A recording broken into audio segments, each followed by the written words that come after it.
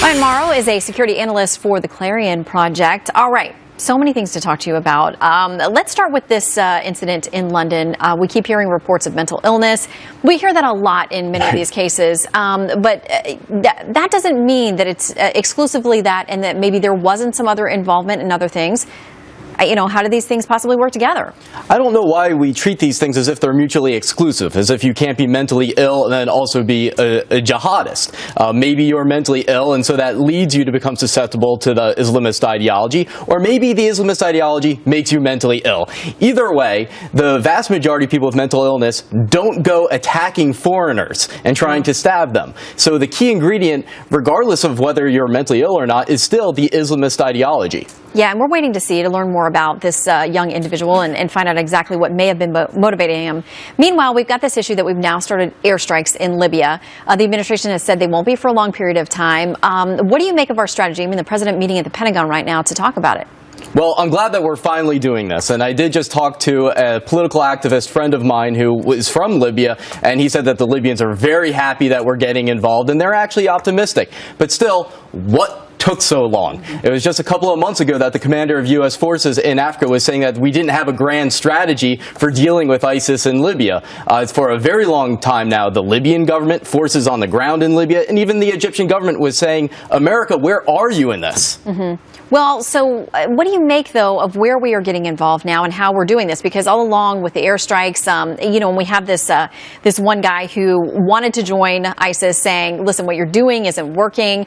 It's not actually helping because they're just going to morph into different ways. We know that they're saying we don't need more people on the battlefields here in Syria and Libya, those places. We want you to go back into European and Western countries and carry out attacks there. I mean, they're essentially deputizing people, whether they're mentally ill or not.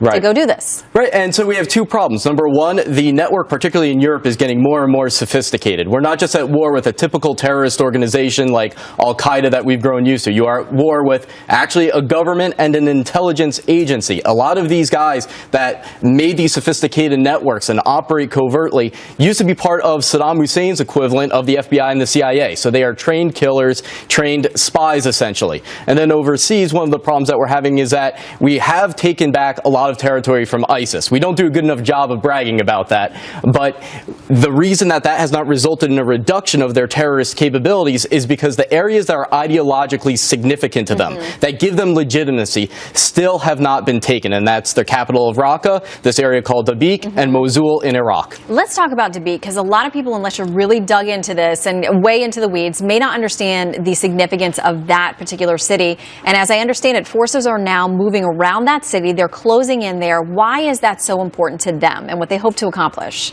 This might be the most important battle in the war against ISIS. Dabiq is this area that they believe, according to these end times prophecies that they believe in, this final end times battle is going to happen. It doesn't matter that the enemy is more powerful than them, because that is the moment in which this Mahdi, this messianic figure, is going to come and give them victory. So them holding that area enables them to say that we are fulfilling those prophecies. Right. So them losing that would take away their legitimacy, and they are being circled now in that area. Unfortunately, one of the groups that might take Dabiq from them is Al-Qaeda. Yikes. Sometimes you're left with no good options, Right. but that end times belief that they have and bringing about things, very central to their really understanding who these people are and what they hope to accomplish. Ryan, great to see you. Great to see you. Thank you. Thanks for coming in.